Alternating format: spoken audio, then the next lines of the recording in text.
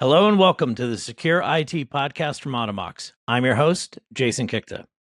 It's been a lively couple of weeks in AI news, especially around Claude Mythos. Last week, there were lots of discussion around the Cloud Security Alliance's strategy briefing called the AI Vulnerability Storm, Building a Mythos-Ready Security Program. Then by this week, sharp public skepticism around the Mythos claims bubbled up. And yesterday, Bloomberg reported that unauthorized users on Discord have been accessing Mythos since the day of the limited launch. The story is moving fast and lots of details are still unclear. But that doesn't mean that there aren't useful things to consider. So let me tell you what I think is actually durable.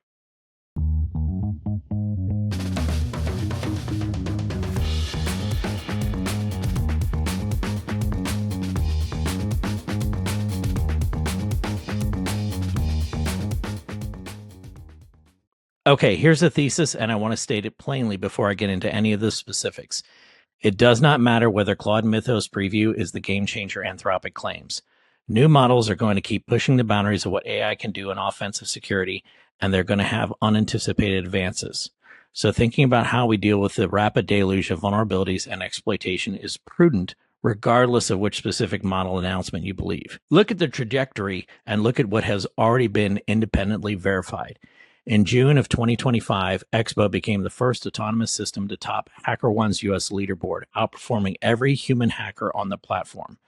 2 months later, DARPA's AI Cyber Challenge found 54 vulnerabilities in 4 hours across 54 million lines of code. Google's Big Sleep project found 20 real zero days in open source projects, each discovered and reproduced without human guidance. In November, Anthropic disclosed that a Chinese state-sponsored group had used Claude code to run full attack chains across roughly 30 targets. By February of this year, Claude Opus 4.6 had surfaced over 500 high-severity vulnerabilities in open-source software.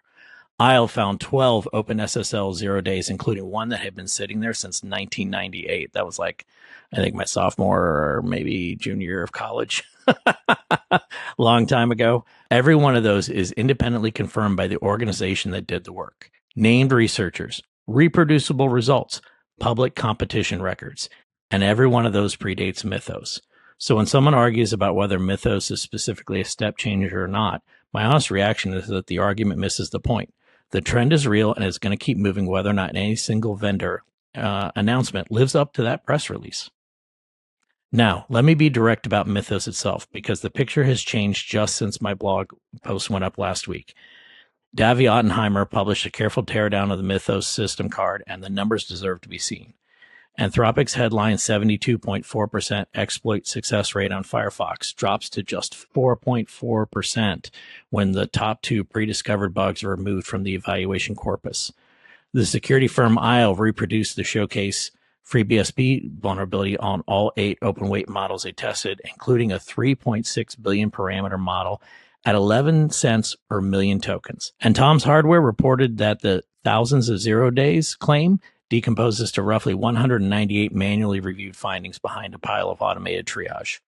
I'm not endorsing every conclusion in Ottenheimer's piece, but the specific numbers he cites come directly from Anthropic's own system card.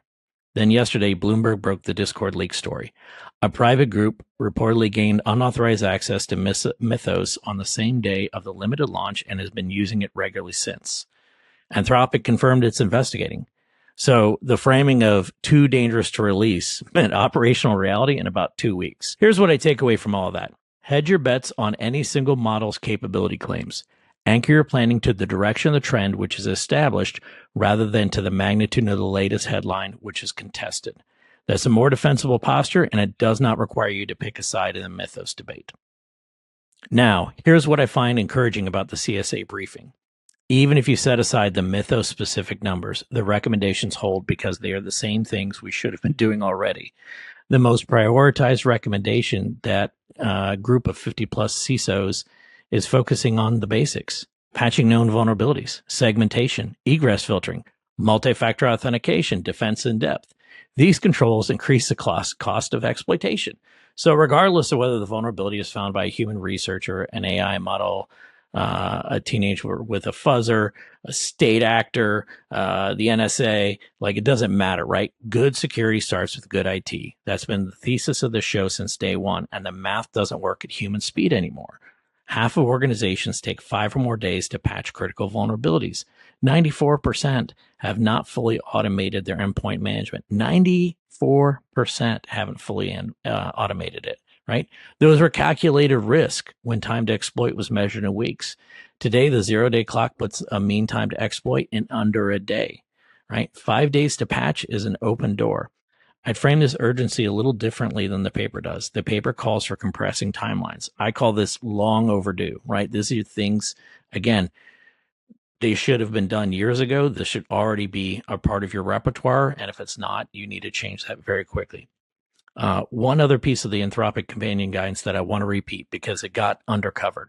Their recommendation, patching the KEV list first, and then everything above a chosen EPSS threshold will help you turn thousands of open CVEs into a manageable queue. EPSS isn't new. It's developed by Empirical Security, published through First, and already integrated into 120 security products. What's new is a frontier AI lab pointing defenders at a probabilistic machine-driven triage instead of CVSS, which NIST itself has publicly acknowledged that it cannot keep up with. So that guidance stands on its own merits, independent of any Mythos claim. So what do you actually do with all this? Well, 3 things. First, read both the CSA paper and the sharpest critique side by side. Sort out the differences between the trend, which is stable, and the specific vendor claims, which are contested, right? I want to keep repeating that. The trend is stable, the claims are contested, but the trend is what you can focus on, all right? Calibrate accordingly. Secondly, treat the basics as the highest leverage investment you can make. Asset inventory, automated patching, identity hygiene, segmentation. If you had funded automation for routine patching before Mythos was announced, you'd already be in a better position than most of the industry is now. Third, raise the governance question with your leadership. The real limit on response speed is not tooling or technical capability. It is the organization's risk appetite for patching disruption.